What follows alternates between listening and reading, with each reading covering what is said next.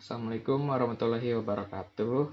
Perkenalkan, nama saya Satria Bramansta dengan NIM 2241 6226 20 11 62, kelas TI 22F.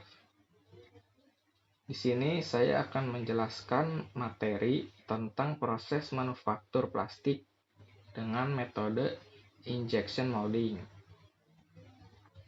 Langsung saja, yang pertama di sini ada pengertian dari plastik. Plastik adalah bahan sintetik atau semi-sintetik yang biasanya berasal dari petrokimia atau zat seperti selulosa atau pati. Komponen dasar diolah secara kimia untuk membentuk rantai panjang molekul yang disebut polimer.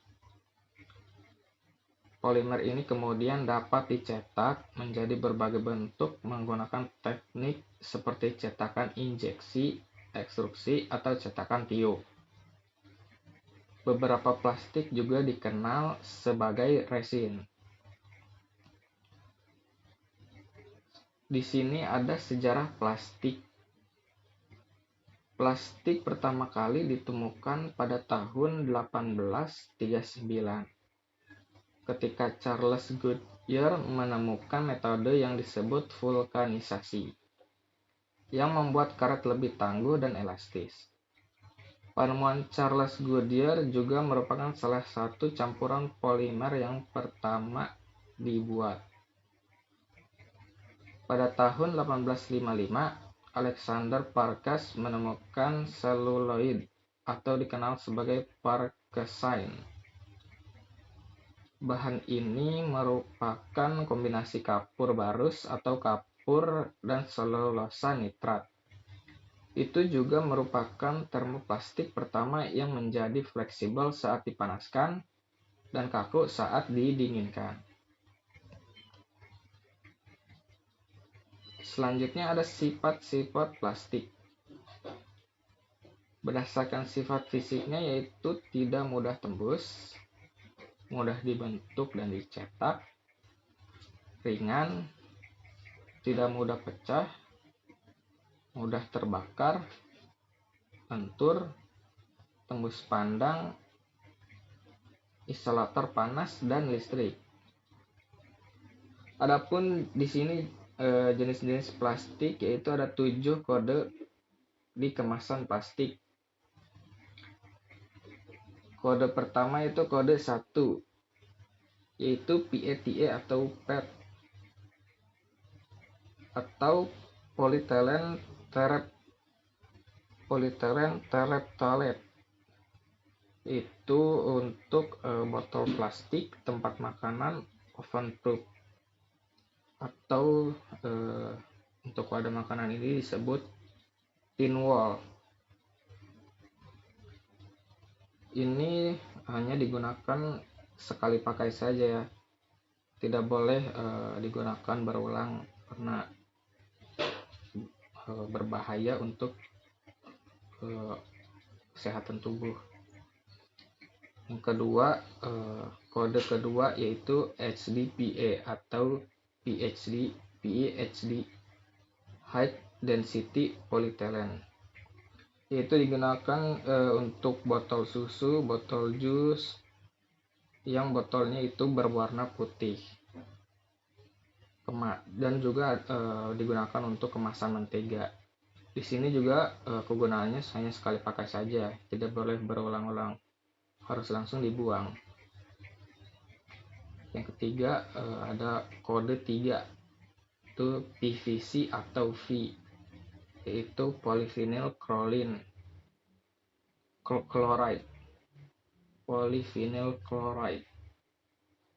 Itu di sini kegunaannya untuk botol deterjen, botol sampo, dan pipa saluran.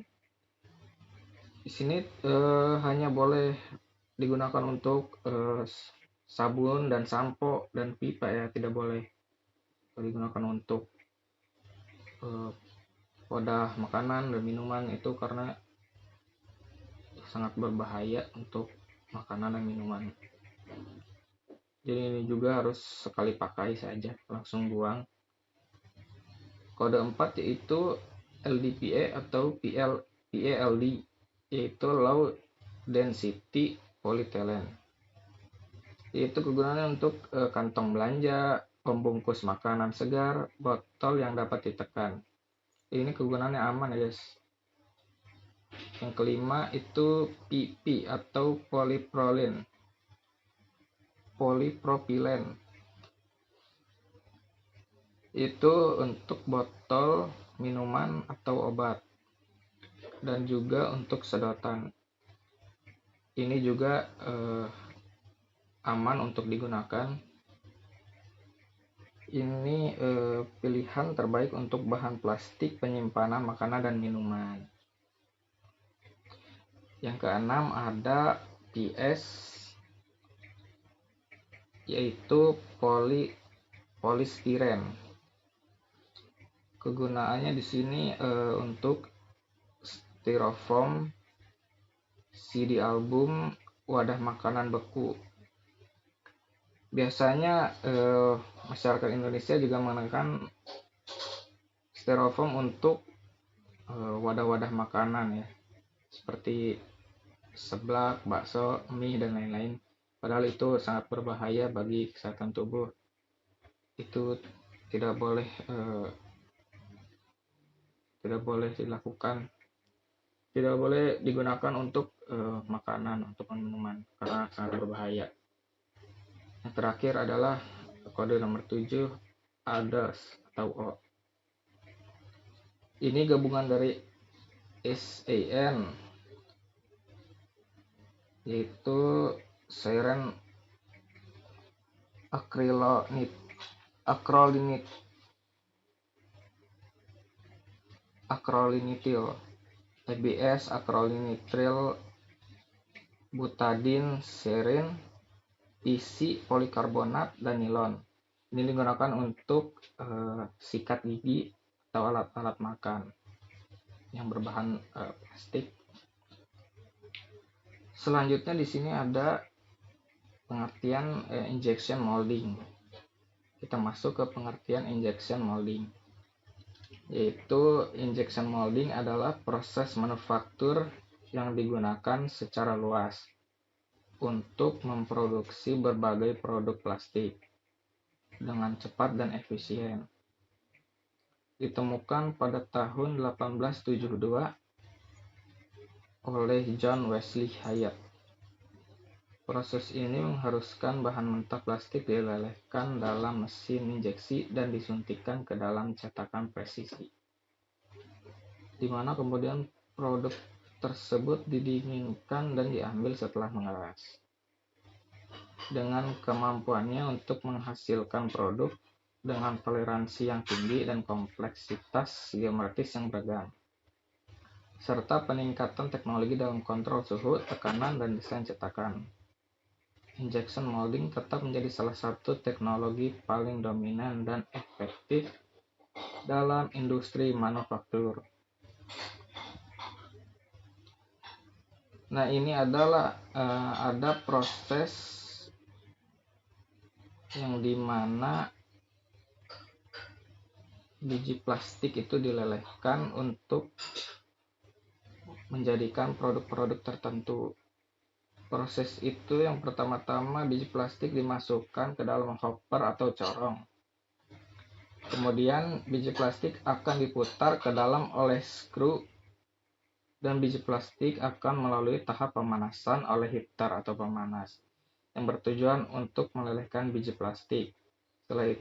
Setelah dilelehkan, biji plastik akan didorong ke cetakan atau mold. Untuk kelebihannya, yaitu kelebihan metode molding ini yaitu produksinya cepat. Proses pencetakan injeksi plastik dapat menghasilkan lebih banyak jumlah komponen per jam, tergantung pada beberapa banyak rongga atau cetakan yang ada pada alat cetakan. Kemudian biaya tenaga kerja rendah. Cetakan injeksi plastik otomatis yang dirancang dengan baik dapat berjalan tanpa campur tangan tenaga manusia, yang berarti suku cadang yang diperlukan dapat siap dengan sedikit atau tenaga kerja untuk produksi. Selanjutnya, fleksibilitas desain.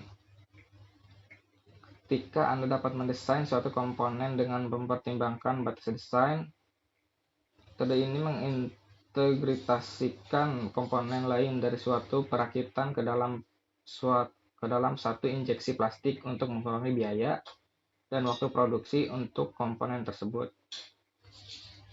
Adapun kekurangannya yaitu biaya awal yang tinggi.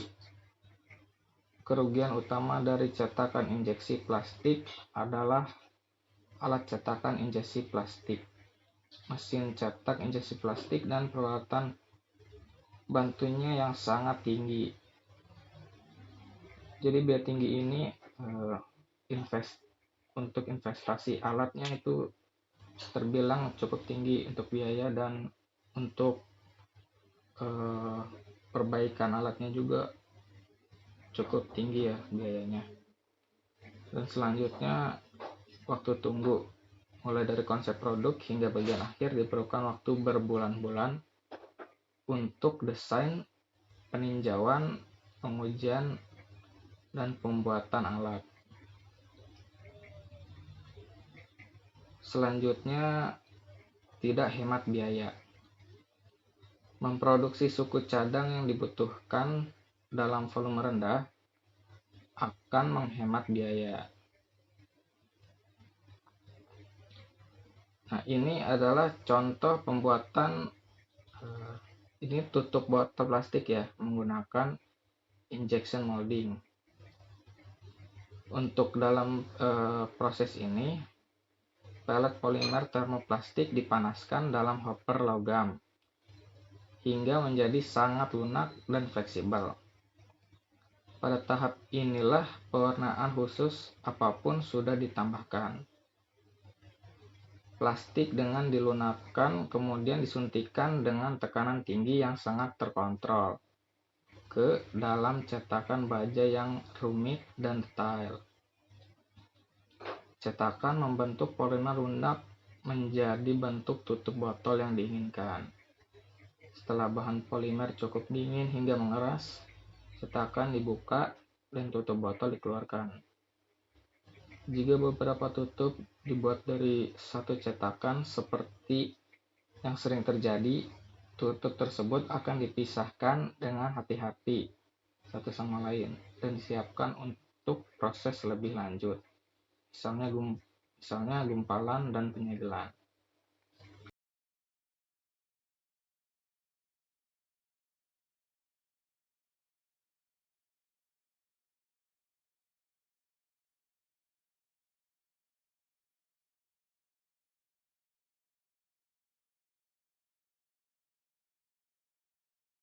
Sekian materi yang saya jelaskan.